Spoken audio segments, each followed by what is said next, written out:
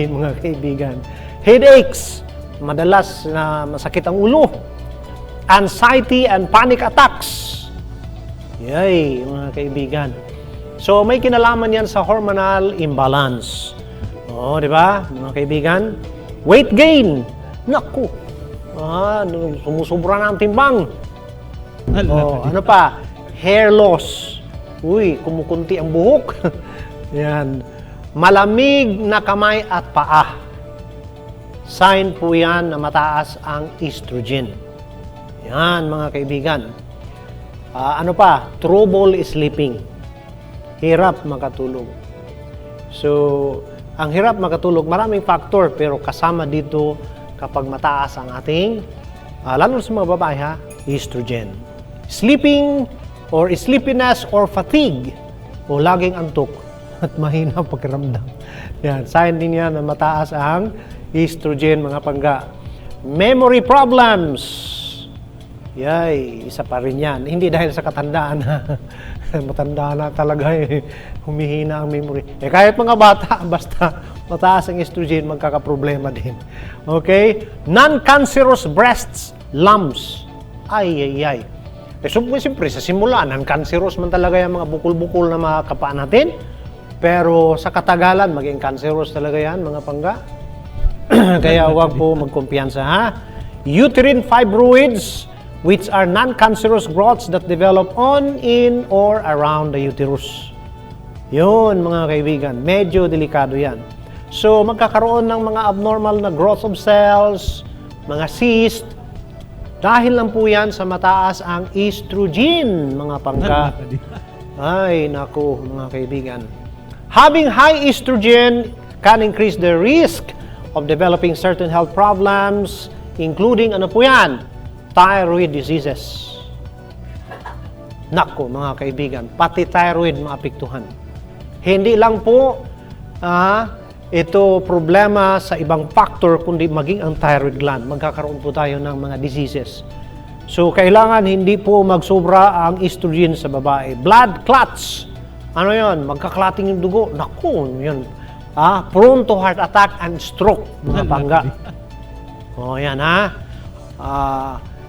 breast cancer. Uy, yan na, mga kaibigan. Ovarian cancer.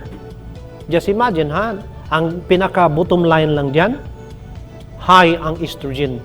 Very high than the normal level. Kaya hindi talaga maganda. Okay? Kaya kailangan ma-control yan, no, mga kaibigan. So, ano po yung mga factors dito? Other medications that can increase estrogen levels include hormonal contraceptives. Ay. Kaya nga, kapag nagtitake ka ng mga contraceptives, madalas irritable si misis. Masakit ang ulo. Hindi mo pwedeng, madaling mag-init, magalit. Correct. So, yan. Hormonal contraceptives. Mayroon niyang estrogen, mga pangga. Kaya kapag sige kang take niyan, magsobra ang estrogen mo, very high ang risk ng mga nabanggit natin kanina, mga symptoms. Mabuti kung lagnat lang yun, cancer talaga, mga bukol-bukol. Kasi simula, non-cancerous, benign. Nako, sa katagalan, magiging cancer man yan, mga pangga. Now, another problem, certain antibiotics. Ay. Pati ng mga antibiotic, mag-increase ka ng estrogen. Yeah, take note, mga kaibigan. Some herbal or natural remedies. Medyo okay lang yun kasi herbal yan eh. Halimbawa, mag-take ka ng ginseng, magtaas ang estrogen mo. Pero hindi naman sobra kasi natural yan eh. Gawa ng Diyos yun eh. Di ba? So, ano pa po mga kaibigan?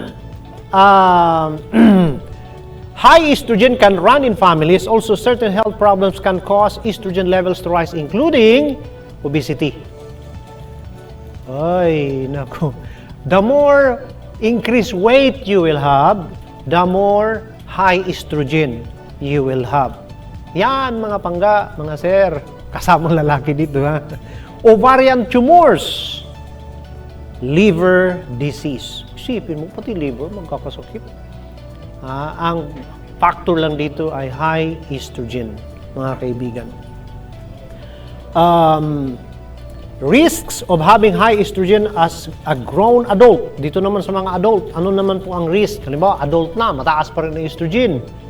Oy, mga kaibigan, all people born with penisis are born with low levels of estrogen. Oy, but the levels get higher as you get older. High levels of estrogen in a person with a penis can increase your risk of certain conditions including growing large male breasts. Uy, maglaki yung suso ni Sir. Gynecomastia ang tawag po niyan. Maglaki suso?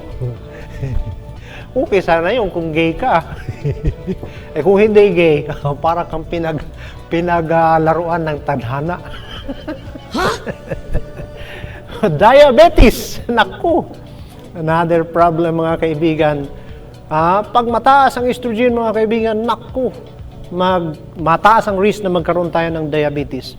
Okay? Blood clots, yun na po yun. Certain cancers including breast and prostate cancers, ito yung problema. Kasi kasama dito yung lalaki. So pag mataas ang estrogen sa lalaki, very high ang risk na magkaroon ng prostate cancer. Yan po ay according to National Institute of Health, mga kaibigan. So, daming mga problema dito, mga kaibigan. Now, ano yung mga factors dito? Bakit tumataas yung estrogen sa lalaki o babae? Some meat products, yan na, contains estrogen as a result from treatment with synthetic hormones and should be avoided. Yan na. Some, hindi naman lahat, pero karamihan yan, yung 3 M. Mamoy, maka, manok. Naku, kaibigan. Yun po ang talagang luto sa mga artificial hormone, pabilisang pagpapalaki. May mga expert nga ngayon na nagbibigay ng warning sa public. Bakit po? Yung pangpabilis daw, pangpatangkad, pangpalaki, mayroon natin mga growth hormone na nilalagay dyan. Kung yan ay synthetic na hormone, ay laka, magkakaproblema dyan mga kaibigan. So, some other products to avoid that can increase your estrogen levels, ano yan? Wraps or containers made of plastic that can be absorbed by your food. Yun na po yun. Kaya nga ngayon, naka-highlight yung pre-bisphenol, mga ganyan kasi pag hindi po high quality yung plastic mo, mataas po yan sa estrogen hormone. This is a chemical hormone that mimic like estrogen. At so yung mga receptor ng estrogen sa katawan mo, receptive sila dito sa mga synthetic hormone. Kaya talagang magtaas po yan. At ang risk para magkaroon ka ng cancer o anumang mga abnormality or chronic diseases is very high. Now, ito pa. Hygiene products that have parabens containing estrogens such as shampoos. Mga shampoo, mga pongga. Yan ang sinasabi ha. At hindi lang yan, mga pangga. Ano pa po dito ang factor na medyo kailangan nating biglang highlight, mga kaibigan? Ano po yan? Naku, mga kaibigan, pati baga naman pangpagwapa. Yung mga panglagay dito sa labi, yung pangpapula ba? Mayroon pala yung estrogen, mga pangga. Naku, yan ang problema dyan. At pati baga naman shampoo, mga kaibigan. Yan ang hindi maganda.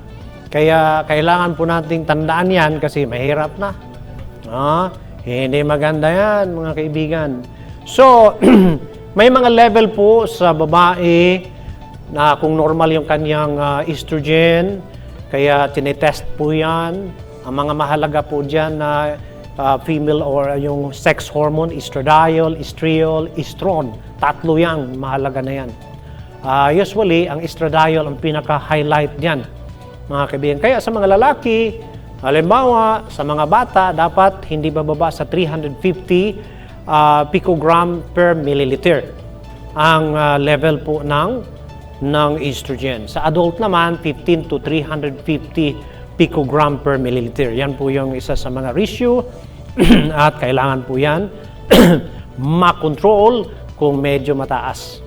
Now, ayon po sa mga eksperto, karamihan po sa mga kababaihan na mataas sa estrogen ay mga extremely overweight. Ang ibig sabihin yan, obese na talaga. Ayan ha, mga pangga.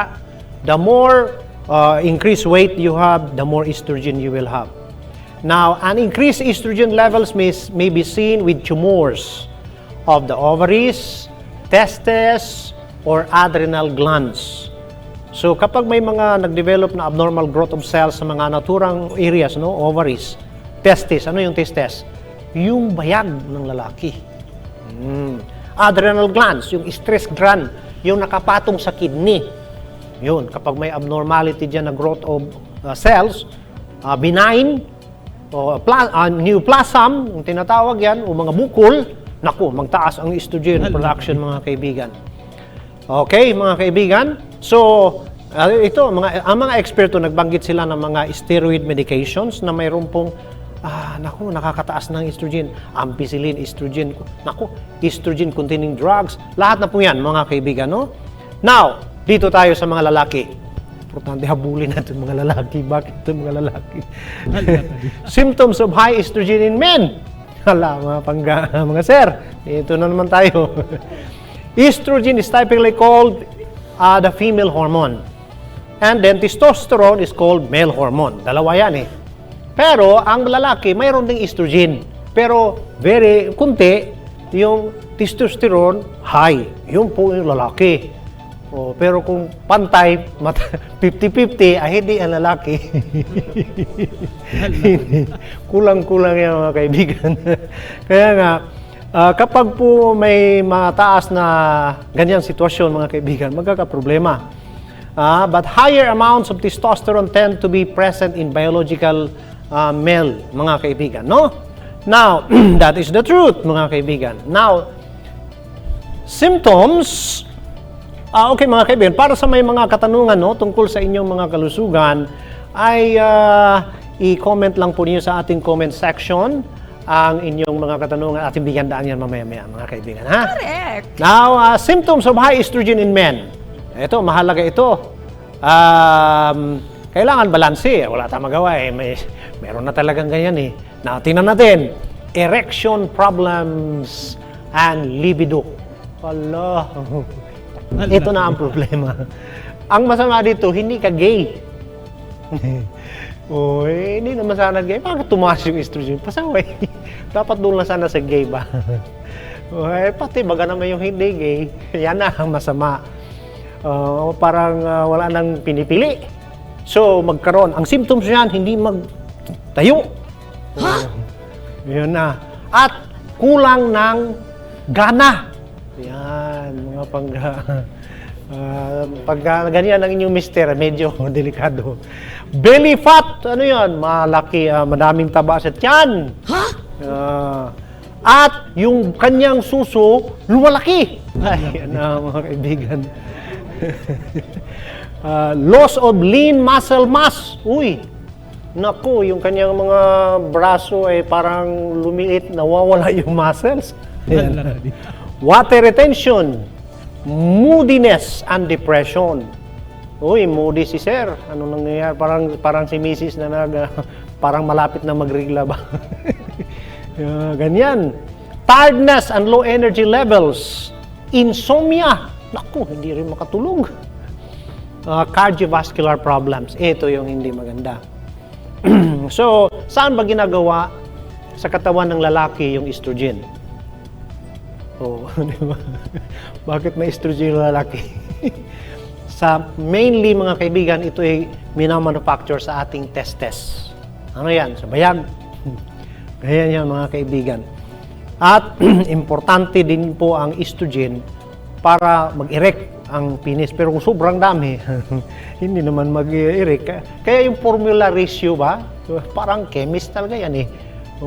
Talagang kailangan perfect yung ratio, mga kaibigan, no? Now, parehas lang din ang symptoms yan, mga kaibigan. Feeling bloated or retaining water, increased emotional feelings. Kaya nga, minsan sabi ng iba, hindi ko naman sigurado ha, pag gay daw, mahirap po pakikitunguhan. I don't know.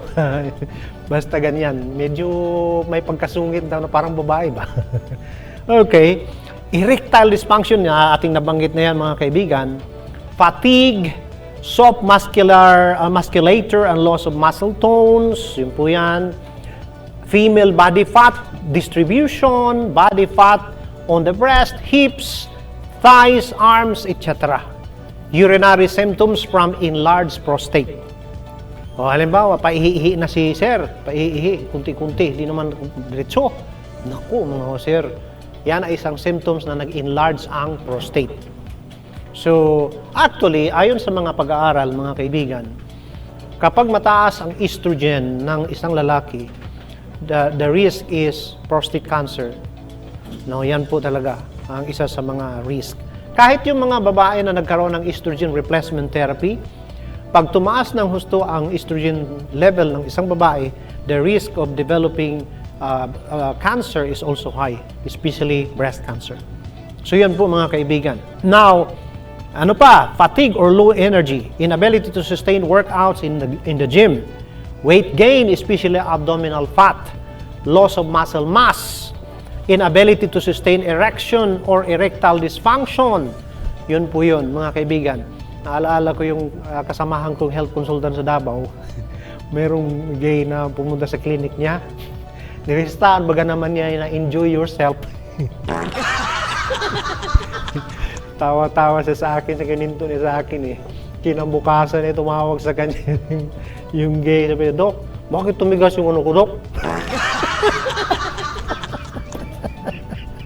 Wala, hindi niya tawa lang siya na tawa. Kasi pag gay ka, mahirap mag-erect. Eh, nagtaka siya, bakit tumigas? Okay, mga kaibigan. Now, increase irritability. Naku, pag mataas pala sa lalaki ang estrogen, mga sir, madaling mairita. Then, hair loss. Kunti ang buhok. Then, yon, insomnia, mga kaibigan. So, yan, mga kaibigan, ang mga problema na dulot po dito sa high estrogen ng isang lalaki, mga kaibigan. Now, kapag bata pa ang isang lalaki, tapos mataas na ang estrogen, naku, mga panggahan, mga sir, mga ma'am, mga nanay, magkakaroon po ang lalaki ng slowed growth. O, mabansot siya, bagal siya magtangkad pag mataas ang estrogen ng isang bata. Too much estrogen can result in short stature or delayed puberty in boys. Yun, mga kaibigan. So, ang tawag naman diyan, epiphyseal closure. Ano po yan? Yun na po yun. Mataas ang kanyang estrogen, causing boys to have short stature. Ano yan? Bansot. Putut, mga kaibigan. So, may kinalaman pala yan sa mataas ang estrogen, mga kaibigan. So, ang masama dito, mga kaibigan, kapag mag-increase lang yung ating tiyan, mga sir, kahit kunti lang adipose tissue na nag-develop diyan, magtaas na kaagad ang production ng ating estrogen. Ang masama po dito, yung testosterone na pinuproduce ng lalaki para maging lalaki ka, ay pag madami kang taba sa tiyan, madaming aromatis yan. Ano yan? Enzyme yan. At i-convert ng aromatis yung testosterone into estrogen. Yun po ang problema, mga sir. Kaya hindi maganda lumaki ang ating tiyan. Ha, mga sir? Para hindi magtaas ang estrogen.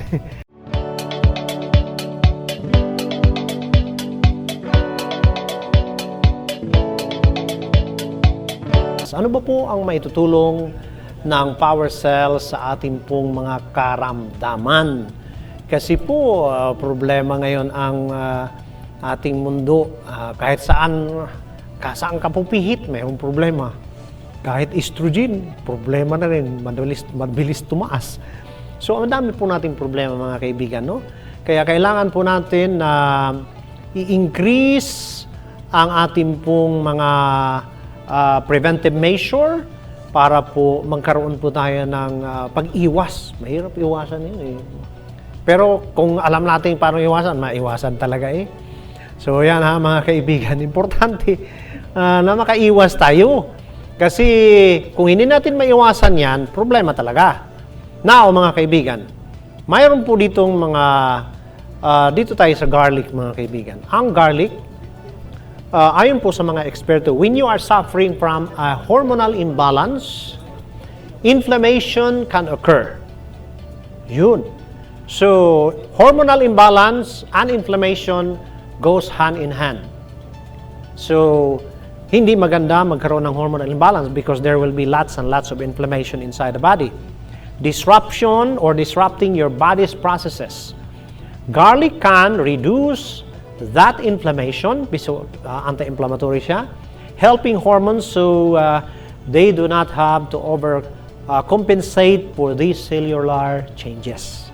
So yun po mga kaibigan ang isa sa mga benefit no na maitutulong po dito po sa garlic mga kaibigan.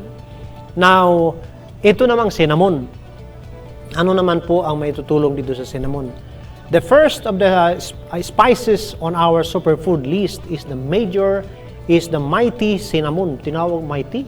Bakit kaya mighty? Cinnamon is a powerful spice that's been used traditionally in a therapeutic capacity to balance blood sugar for more than 1,000 years. Uy, mga kaibigan. O doon sa mga medyo mataas ang blood sugar, diabetic. Naku, mga kaibigan. Cinnamon is tinatawag po siya na mighty cinnamon. Bakit? Malaking tulong po siya. For over 1,000 years, noted po ang cinnamon na nakapagpapababa o nakapagpapanormal ng blood sugar. Blood sugar balance is crucial for keeping your hormones in equilibrium. Bakit po? Kapag mataas po ang ating estrogen, mga pangga, very high ang risk na magkaroon ka ng diabetes. Yan. Because hindi na ma-burn ang mga calories mo, mag-less ang burning of calories. Kaya ang mangyari, mag-increase ka ng weight. Kaya magtaas ang estrogen. So, this is also a precursor for diabetes. So, may kinalaman po talaga yan sa hormone. Okay, mga kaibigan? So, ito, mga kaibigan, para mabalansi po yung sugar, para hindi magkaroon ng high hormone sa ating katawan, mag-take po tayo ng cinnamon. Mayaman po ang power cells sa cinnamon, mga kaibigan. Ha? Researchers believe cinnamon ranks first in 26 spices in terms of the protective antioxidants it contains. It's packed with 30 times more antioxidants weight than goji berries. Ganda mga kaibigan, mataas po ito. So mga kaibigan, nakakatulong ito para mag-normal ang hormone, mag-balance siya, hindi magtaas yung isa, hindi maging dominant yung isa. Mahirap yan eh, tingnan mo sa bahay. Sabihin ng babae, hanggang dito ka lang. Maglagay po siya ng guhit. Pag lumampas ka dyan, lagot ka sa akin. So, dominant na even yung mag-asawa, nagkakaroon ng dominant. Oh, grabe naman mga kaibigan. Hindi dapat mag-asawa eh. So, kailangan po natin ngayon ang power cells para magbalanse ang ating hormone. Normal po, mag-take tayo niyan. For maintenance to 1 capsules 3 times a day, 1 hour after meal. Doon sa mga medyo chubby-chubby na, mag-take kayo 2 capsules 2 times a day, 1 hour after meal. Kung diabetic na at talagang mataas ang estrogen, naku, mag-take po kayo 2 capsules 2 times a day or 3 times a day. Okay mga kaibigan, ang power cells po, ating ma-avail po yan sa ating mga outlet tulad ng Mercury Drug, Ross Pharmacy, South Star Drug, Watson Pharmacy, The Generic Pharmacy, Brigada Pharmacy, at lahat ng ating Brigada Health and Wellness Centers nationwide, mga kaibigan. At sa ating mga kababayan sa iba't ibang lugar, sa ating Luzon, marami po tayong mga parmasya diyan na outlets at we hope it is appearing in our screen at you can go in those pharmacies and you will have power cells, mga kaibigan. Like and follow us on our Facebook page, mga kaibigan, Power Cells. At mag-subscribe po tayo mga kaibigan sa ating pong YouTube channel na Tanong Mo, Sagot ni Doc. Pwede din po tayo mag-subscribe po sa Yummy Bit, Happy Time. Napakaganda po yan, lalo na sa mga ginang sa tahanan na may mga chikting na gustong tumangkad at tumalino. Yan, mga kaibigan. So, mga kaibigan, sa muli, ito pong inyong Gabay sa Kalusugan. Daniel Serrano po magsabi sa inyo na eat your food as your medicine. Otherwise, you will be eating your medicines as your food. May God bless us.